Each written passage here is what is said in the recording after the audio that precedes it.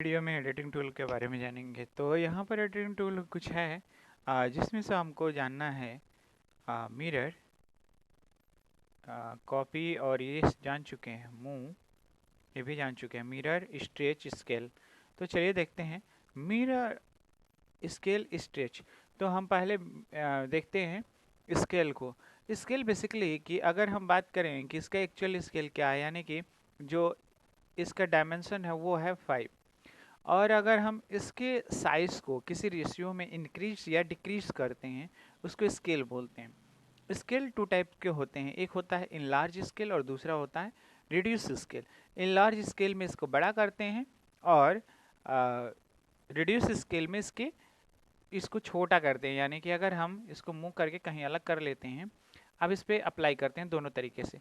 जैसे कि इसको हम सेलेक्ट किए, SC शॉर्टकट होता है स्केल का, और इसको सिलेक्ट करके और डायमेंशन दे दिए। डायमेंशन कितना दे दिए? मान लिया कि 2 गुना स्केल बढ़ाना है तो 2 एंटर। तो यहाँ पर देख रहे हैं कि 10 हो गया।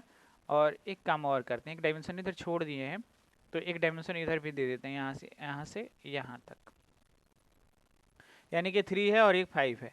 तो अगर हम इनको क्या करें कि स्केलिंग करें तो हमको मालूम हो जाएगा कि एक्चुअल में क्या होता है। SC एंटर, इस पॉइंट को सिलेक्ट और फिर टाइप कर लेते हैं 2।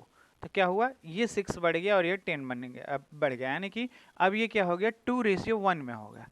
तो इसमें क्या हो गया कि जो हमारा एक्चुअल था उसका 2 गुना हो गया। और इसी को अगर हमको आधा करना है तो फिर क्या करेंगे, SC एंटर, इसी पॉइंट को सिलेक्ट और फिर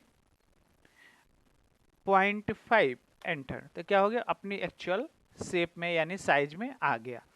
तो ये जो स्केल होता है उसको आप कई तरीके से यूज़ कर सकते हैं, या तो इनलार्ज करने में, नहीं तो रिड्यूस करने में। ओके, उसके बाद से आता है स्ट्रेच। फॉर एग्जांपल कि अगर हम एक इलास्टिक की बात करें तो इलास्टिक की बात करते हैं तो क्या होता है, इलास्टिक का भी स्ट्रेच होता है। जब एक तरफ से हम पकड़े रहें और दूसरी तरफ से खींचें तो क्या होगा, वो स्ट्रेच होता है। तो इसी प्रकार से हमारे पास स्ट्रेच के लिए कम से कम 2 ऑब्जेक्ट होना चाहिए। अब 2 ऑब्जेक्ट में हमको क्या करना है कि स्ट्रेच करना है, तो पहले उसको सेलेक्ट करेंगे जिसको स्ट्रेच करना है, एस एंटर, और मेक श्योर कि क्रॉस विंडो सिलेक्शन मेथड से सेलेक्ट करेंगे। ग्रीन विंडो आना चाहिए, अगर ब्लू विंडो आएगी तो फिर ये स्ट्रेच नहीं होगा। तो यहाँ पे हम क्या करते हैं, इसको सेलेक्ट कर लेते हैं, एस एंटर, और फिर यहाँ से इस पॉइंट से जितना भी आगे स्ट्रेच करना है उतना हम स्ट्रेच कर लेंगे। इस पॉइंट से आगे बढ़ते हैं तो देखिए स्ट्रेच हो रहा है, ये बिल्कुल उसी के तरह से जो हो रहा है जैसे इलास्टिक होता है।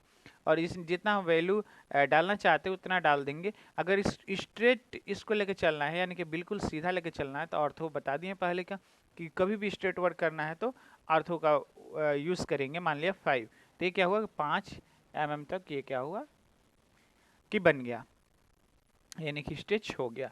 नेक्स्ट है मिरर। मिरर बेसिकली यूज होता है ऑब्जेक्ट का मिरर कॉपी बनाने के लिए। यानी कि अगर हम बात करें कि मिरर कॉपी क्या है, तो कभी भी कॉपी और मिरर कॉपी में अंतर होता है। मिरर कॉपी सदैव उसका वास्तविक और उल्टा प्रतिबिंब बनाता है। यानी कि अगर हमारे पास ये एक ऑब्जेक्ट है और ये एक रिफरेंस है, जिसको अगर हम इसको रिफरेंस मान लें और ये हमारे पास एक्चुअल ऑब्जेक्ट है, तो इसका हम मिरर करेंगे, MI एंटर, तो फिर क्या होगा कि इसका उल्टा बनेगा। सॉरी। तो इसको हमने सेलेक्ट किया, MI एंटर, और यहाँ पर इसको सिलेक्ट कर लिए, एंटर। तो यहाँ पे देख रहे हैं मिरर कॉपी बन गया। तो क्या होता है कि ये बिल्कुल कॉपी और मिरर कॉपी में अंतर होता है। ये मिरर कॉपी बनाता है, वो कॉपी बनाता है।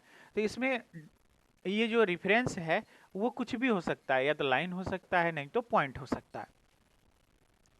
तो बेसिकली अगर हमको मान लिया कि अब इसको मिरर करना है तो MI एंटर, और कहीं भी 2 पॉइंट अगर सेलेक्ट कर लेते हैं, अगर सीधा सेलेक्ट करना है तो ऑर्थो को ऑन रखेंगे, अगर किसी एंगल में सेलेक्ट करना है तो ऑर्थो को ऑफ कर देंगे। तो ये क्या होगा कि मिरर हो जाएगा, जिस भी एंगल पे चाहते हैं उस एंगल पे मिरर हो जाएगा।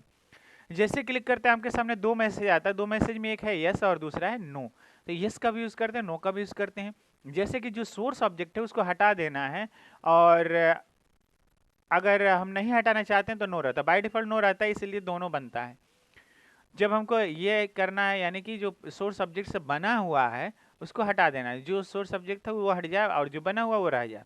तो यस अगर कर देते हैं तो देखिए क्या इफेक्ट होगा, जो मिरर कॉपी था वो बच गया और जो सोर्स कॉपी था वो हट गया।